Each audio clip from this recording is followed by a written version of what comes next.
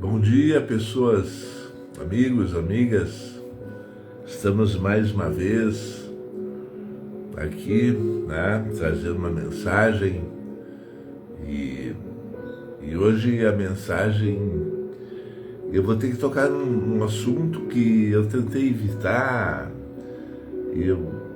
De alguma maneira eu não queria, né, entrar nessa questão, a questão política, né? Mas a gente vê tantas falhas, tantos erros, tantas manifestações assim impróprias, né? Que eu vou ter que entrar nesse assunto, né, pessoal? Mas antes disso eu vou fazer uma pequena oração, né?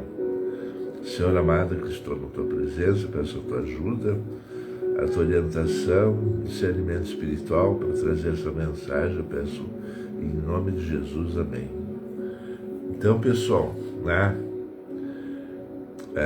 a gente tem acompanhado aí a situação do Brasil, né, desde da época aí que surgiu esse governo aí, né, foi um governo tampão, né, não foi um governo propriamente,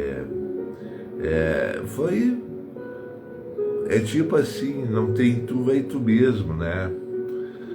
O governo do Bolsonaro, né, entrou assim num momento assim meio crítico, sim. E eu, como evangélico, né, a minha atitude foi de apoiar, né? Porque o evangélico, o Espírito Santo nos guia e nos orienta e às vezes nos leva a tomar decisões, né? Algumas vezes, durante esse mandato do Bolsonaro, eu percebi instabilidade. Ele não estava conseguindo manter, estava perdidão mesmo, né? E eu orei, pedi, Senhor, tenha compaixão, ajuda, né? A esposa dele, que, digamos, a companheira dele, né? Porque os vínculos afetivos do Bolsonaro são meio questionáveis, né? Segunda, terceira mulher, e essa mulher ele encontrou lá não sei aonde, o pessoal de Brasília sabe, né? Mas enfim, é evangélica, e aí ela se manifestou lá e ficou meio confuso, meio estranho, e o povo, né? E aí eu não estou falando isso porque eu quero alguma recompensa, não. Eu estou tentando mostrar para as pessoas, eu quero, no caso, a minha mensagem, dizer que o tempo que ele foi presidente, porque ele ganhou uma faixa presidencial, isso tem muita força, poder, né? Aí eu orei pela esposa do Bolsonaro, né? Porque ela, sei lá, se manifestou, falou em línguas, né? O povo não sabe o que é falar em línguas. E aí eu fiz algum tipo de comentário, assim, né? Explicando, tentando dar uma ideia, assim, de licitude nisso que ela fez, enfim, né? Bom, normalmente as pessoas não acham isso meio ridículo até, né? Mas enfim, tá? Então essa foi a minha posição nesse período, né? E aí veio a eleição, né? Veio a eleição. E eu votei no Bolsonaro, né? E eu vou justificar por que eu votei no Bolsonaro. No meu entendimento, ia haver uma confusão, peleias, sabe, brigas de rua, pessoas se agredindo, né? Eu imaginava assim que ia haver uma deteriorização do clima, do ambiente político, né? Enfim, da sociedade brasileira, né? E eu pensei assim, eu vou votar no Bolsonaro. Eu até o último dia lá, antes do dia da votação, eu estava em dúvida. Meu irmão não aceitava, né? Como é que Deus vai mandar um homem que divide, né? O homem, né? Ele foi defensor, né? E aqui na minha cidade tinha muita gente que apoiava, né, essa figura, né? E aí eu votei no Bolsonaro pelo seguinte fato: eu imaginava que eu ia ter mais autoridade para interceder, para evitar as brigas, as peleias que havia, sabe? Porque o clima estava pesado, né? O rompante do Bolsonaro, a atitude dele, ele instigando o atrito, o enfrentamento, né? Bom, aí eu tive amigos de infância aí que se parecem um pouco talvez com ele. Mas aí o que aconteceu? A eleição, né? Começou lá a votação e por fim ele não entrou. Eu digo, meu Deus, graças a Deus, Deus agiu, né? Deus fez uma obra aí, né? E aí ele não aceitou, né? Ele se levantou contra e injustiça e fraude eleitoral e coisa arada, porque ele lutou contra o voto, né, eletrônico, porque ele queria achar um meio de se eleger de novo. E na cabeça dele ele foi injustiçado, né? Bom, mas o que acontece? Deus, eu creio que a providência divina afastou ele, né? E nós podemos fazer uma análise do que aconteceu nesse tempo, quando ele era presidente, né? Vocês lembram bem, a Europa, né, se levantou, o Brasil se tornou um país odioso, né? As pessoas começaram a odiar o Brasil. Lá na Europa havia manifestação contrária aos brasileiros e tudo. Esse Bolsonaro aí, esse da barriga furada, né, que não teve autoridade, o inimigo usou lá o capeta, assim, porque quando a pessoa está ungida por Deus e protegida por Deus, nada acontece, mas ele não estava protegido, ele não estava, né? Havia brecha, né? E o cara veio lá, o Adélio, não sei de onde surgiu, mas surgiu, né? E deu lá uma cutucada nele, né? Pronto. E o que eu acho até que ele foi até bem sucedido, que a operação deu certo, ele escapou da morte, né? Mas é uma figura complexa de entender, né? É uma figura complexa. Eu lembro assim que, né, coisas que aconteceram na minha vida que talvez vai ser interessante eu falar. Pouca idade lá, uns 3, 4 anos, eu vi meu pai fazer a barba, né? Meu pai usava uma navalha. E aí chegou uma pessoa lá e meu pai deixou a navalha, assim, um lugar na mesa, talvez, e foi atender a pessoa que chegou lá, enfim. E eu peguei a navalha e experimentei fazer uma barba em mim, né? E deu um taio, assim, eu ainda tenho a cicatriz, né? Deu um taio fundo, assim, né? Num lado, assim. E meu pai voltou e viu que eu estava com os dedos ensanguentados, né? E aí ele procurou, quando eu virei o rosto, assim, tinha um corte fundo aqui no rosto, né?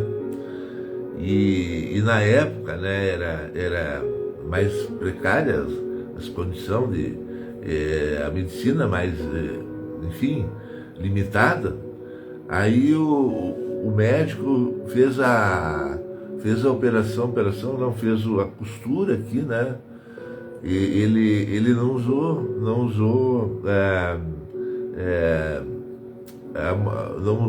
anestesia, porque segundo ele era um lugar muito delicado, os nervos ópticos aqui, e então não usou, não deu injeção assim para abrandar a dor, né? Ele fez na marra, ele costurou, com certeza foi dolorido, né? Mas por que eu estou falando isso, né? O poder, né? O poder é uma coisa muito delicada, né, pessoal? O poder praticamente é uma navalha, né? E nós, o povo brasileiro, vai entregar o poder a gente irada, gente, sabe, que fala mal do atual governo. Eles não esqueceram ainda que a justiça foi feita lá, que a justiça aprovou, né? A sentença que foi dada ao presidente Luiz Inácio Lula da Silva, né? Eles continuam ainda martelando a ideia do Lula preso, né? Que foi uma injustiça, que de repente devia estar preso. Nós sabemos que todo esse movimento para prender o Lula, né? Começou lá com o Moro. O Moro foi lá catequizado lá nos Estados Unidos, seguiu lá os conselhos, a aprendizagem que ele teve lá nos Estados Unidos, né? Fez todo esse rebuliço aí, o Lava Jato. O Lava Jato foi péssimo para o Brasil, né? As empreiteiras brasileiras faliram tudo, né? Usaram de estratégia lá, de intimidação e tal. O Lula, na verdade, eu digo francamente, ele ganhou um apartamento, sim, ganhou um apartamento. E a culpa que o Moro descobriu sobre o Lula foi que não tinha justificativa porque ganhou um apartamento, mas se tu quer abençoar alguém, tu dá. Esse apartamento, esse triplex aí, ninguém mais queria, o Lula não queria assumir a sua, né? Recusou inclusive, né? E a pressão foi tanta, né? Eu vi, eu acompanhei, a esposa do Lula perdeu a vida lá. O neto do Lula morreu. Foi uma pressão diabólica, Satanás. Vocês não pensam que Satanás é uma figura de linguagem, não. Ele existe, né? A pressão foi tanta que o netinho do Lula perdeu a vida.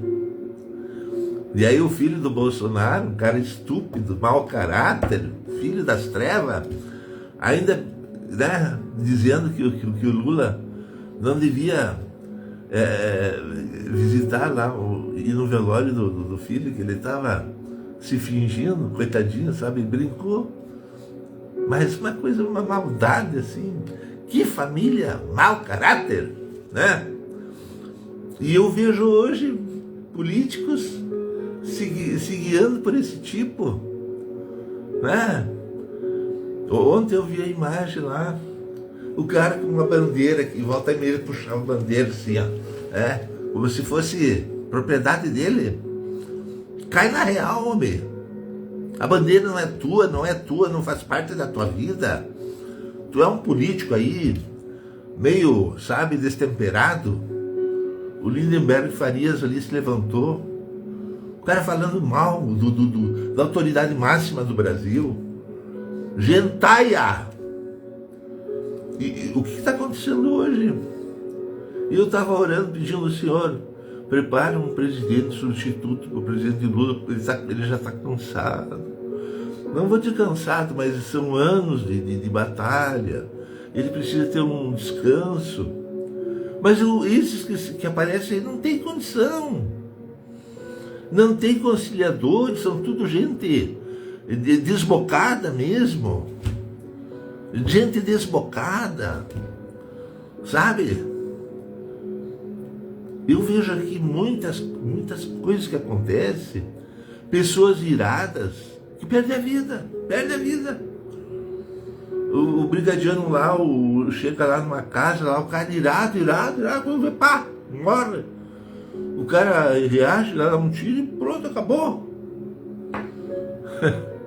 A Alemanha com Hitler, o Hitler, sabe, aquela ira dele, a Alemanha perdeu praticamente os homens, né? Os americanos, quando chegaram lá na Alemanha, encontraram meninos com capacete lá, querendo defender a Alemanha, né? Essa é a realidade. Como é que nós vamos passar, né, poder para gente irada? Não tem condição.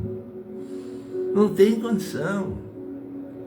Esse tal aí, o Tarcísio, eu até pensei, quem sabe o Tarcísio, né? Aquela reunião que teve lá em São Paulo, né? Ainda o vice-presidente Alckmin falou e tal, a verba que foi destinada a São Paulo, né? Algo realmente grandioso, né? O apoio do presidente ao governo paulista, enfim. Mas por fim o cara continua ainda batendo na mesma tecla, né? Seguindo os maus conselhos lá desse Bolsonaro. Bolsonaro está fora sabe? Baralho já vencido, não tem mais importância alguma. É um cara condenado pela justiça. Esse Malafaia aí que mal me representa é evangélico, mas é péssimo evangélico. Péssimo. Sabe? Será que não tem uma autoridade lá na Assembleia de Deus? Dá para-se quieto nesse homem. Falam que qualquer besteira defendendo um condenado mesmo. Lembra da época né? Qual é que era o político que ele endeusava lá, né? Deixa eu me lembrar agora. Tinha um político que ele endeusava. Porque o homem é bom, o homem é honesto, porque o homem é isso, o homem é aquilo, né? E quando viu o homem caiu lá, estava envolvido em corrupção. O Cunha, né? Não. Parece que era o Cunha, assim. Estava envolvido e sujou a foto, né? Aí ele se calou. Né? Mas pelo amor de Deus, nós vemos cada absurdo. E querem governar o Brasil. Sabe? Como? Como vai governar o Brasil? Será que o PT vai entregar o poder para essa gente? Não vai. E de repente está sujeito o presidente Lula a tomar um fortificante mais um mandato. Porque não tem condição. Essa gente irada não tem condição de assumir o governo do Brasil. Não tem. E as autoridades veem isso, tá explícito, sabe? Como é que uma pessoa irada vai governar o Brasil? Né? Com esse linguajar chulo, não respeito às autoridades. Né? O Bolsonaro lá, de convalescência na cama do hospital e tal, e aí depois, mas eu sou imbrochável. Sabe? Eu sou imbrochável. E ainda deu uma risada assim. Agora! Boca suja! Boca suja! Esse Bolsonaro é boca suja. E criou um séquito aí de seguidores, né? Eu não queria falar nisso, não queria tocar nesse assunto de política e tudo, mas está claro, sabe? Está caindo de maduro, né? O poder tem que ser pessoas equilibradas. Não vai entregar uma navalha para um cara que não sabe fazer a barba, não tem condição. Ele vai dar corte, ele vai se ensanguentar, ele vai, sabe?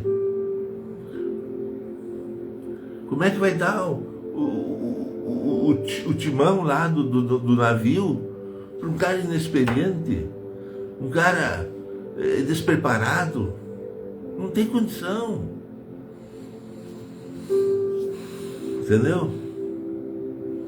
A gente vê lá na Câmara de Deputados, os caras lá meio, sabe? E olha, se não tivesse lá o Lindenberg ia dar uns tapas nesse cara, desse tipo. Ia dar. né? Então eles acham que vão assumir o poder com esse discurso anarquista. Não tem condição, não tem. Eu ouvi falar aí, o PL, já 4, 5 saíram do PL. Olha, sabe, quando vê o PL vai ser uma sigla queimada. Vai ser uma sigla queimada, ninguém mais vai querer votar no PL. Sabe, se lá o presidente não se tocar, ele vai queimar a sigla, né? Esse discurso inflamado, e Lula ladrão, né? O ladrão, que ladrão?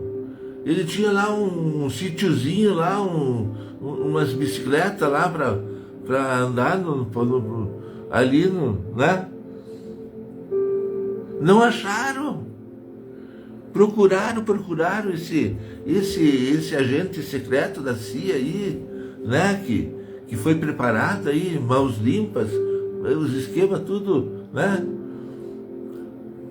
Agora ele está com 2 bilhões, ele lá, a turma lá de Curitiba não sabe o que fazer. Não sabe o que fazer com o dinheiro. Né?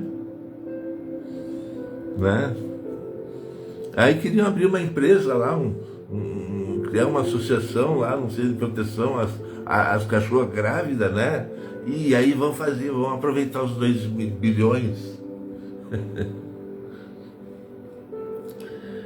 É terrível, né, pessoal? Quando a gente lida com pessoa descapacitada, né? Como é que vão governar o país, uma nação como o Brasil, com esse espírito? Não tem condição. Não tem condição. Né? A pessoa não tem respeito pelo antecessor, não tem condição de receber poder nenhum, né? De receber faixa presidencial, não tem. Mas é isso, pessoal, eu até fiquei um pouco, sabe, isso contamina, sim. A pessoa irada, ela contamina. Ela, quando vê o país, né, entra num processo aí de decadência moral e espiritual, né? Havia as milícias Bolsonaro aí, mandavam um recado, né? Tem uma política aqui do Rio Grande do Sul, recebeu ameaça que ia estrupar a filha dela. Isso é bolsonarista. É bolsonarista. Se é na Rússia, o cara vai lá dar um tiro na cabeça do cara. Sem misericórdia. Sai assim, meio faceiro ainda. Essa gentalha. E Deus me instigou a falar. Eu disse, Senhor, eu não quero tocar nesse tema. Não, faz. E outra coisa, eu vou dizer para vocês. Deus vai agir. Deus vai provar aonde está o alicerce da pessoa, se está firmado na rocha ou está firmado em algum espírito do capeta. Deus vai mandar uns ventos e vai tratar com essa gente. Tá? Eu já estou avisando. O que vai acontecer não vai ser o Xandão que vai resolver, não, vai ser Deus. Tá? De repente algum vai sair de cena, vai nos livrar, né? Vai ser uma lembrança vaga da política brasileira, né? Vai ser esquecido, entendeu? É isso aí, né? Deus vai mandar uns ventos aí. Vamos encerrar, né? Que Deus ajuda-nos, nos dê sabedoria, que conduza pessoas capacitadas para assumir o governo brasileiro, se por acaso, né, seja o que for. É isso aí o meu pedido, que Deus nos guie, nos oriente, eu peço em nome de Jesus. Amém. Tá, pessoal? Valeu, valeu.